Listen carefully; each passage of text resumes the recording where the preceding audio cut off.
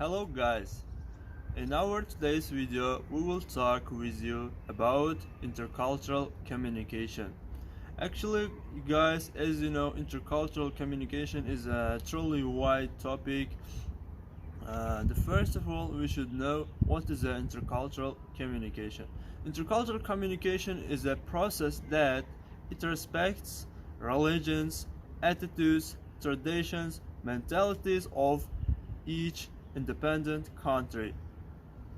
While the learning intercultural communication according to period, it may difference which is related to periods, because intercultural communication, which is culture, is can change generation to generation, and by the help of the improving the world. In our daily life, we can observe a lot of popular culture. This situation, we should know what is a popular culture. Popular culture is a modern one of the culture. We can say as an example, internet, social media, which is TV and TV shows can be good example. Actually guys, by the help of this kind of social media, we can watch all details of every single culture. Let's guys, now we have one of the great video. In this video, all of the information which is related popular culture and intercultural communication, we will watch and we will enjoy them. Let's go guys.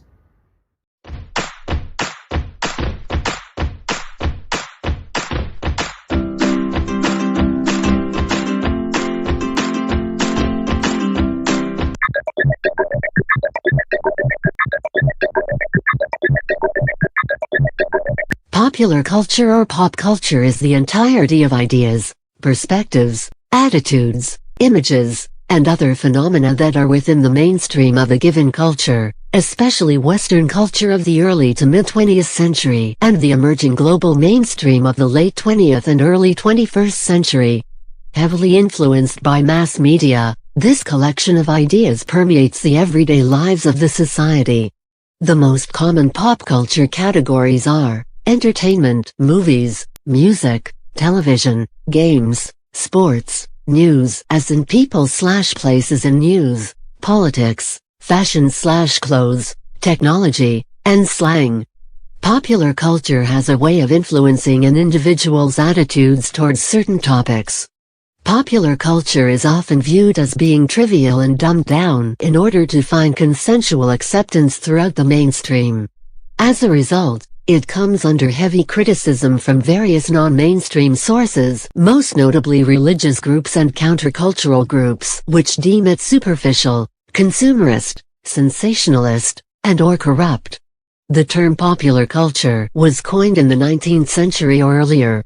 Traditionally, popular culture was associated with poor education and the lower classes, as opposed to the official culture and higher education of the upper classes. The stress and the distinction from official culture became more pronounced towards the end of the 19th century, a usage that became established by the interbellum period. From the end of World War II, following major cultural and social changes brought by mass media innovations, the meaning of popular culture began to overlap with those of mass culture, media culture, image culture, consumer culture, and culture for mass consumption. Social and cultural changes in the United States were a pioneer in this with respect to other Western countries. The abbreviated form pop for popular, as in pop music, dates from the late 1950s. Although terms pop and popular are in some cases used interchangeably, and their meaning partially overlap, the term pop is narrower. Pop is specific of something containing qualities of mass appeal, while popular refers to what has gained popularity, regardless of its style. According to author John Story, there are 6 definitions of popular culture. The quantitative definition of culture has the problem that much high culture, for example, television dramatizations of Jane Austen, is also popular. Pop culture is also defined as the culture that is left over when we have decided what high culture is. However, many works straddle the boundaries, for example, William Shakespeare and Charles Dickens. A third definition equates pop culture with mass culture and ideas. This is seen as a commercial culture, mass-produced for mass consumption by mass media. From a Western European perspective, this may be compared to American culture.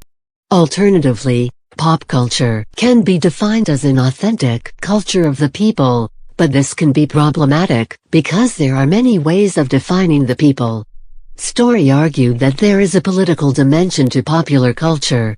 Neo-Gramscian hegemony theory sees popular culture as a site of struggle between the resistance of subordinate groups in society and the forces of incorporation operating in the interests of dominant groups in society. A postmodernist approach to popular culture would no longer recognize the distinction between high and popular culture. Story claims that popular culture emerges from the urbanization of the Industrial Revolution. Studies of Shakespeare by Wyman, Barber or Bristol, for example, locate much of the characteristic vitality of his drama and its participation in Renaissance popular culture, while contemporary practitioners like Dario Fo and John McGrath use popular culture in its Gramscian sense that includes ancient folk traditions, the commedia dell'arte for example.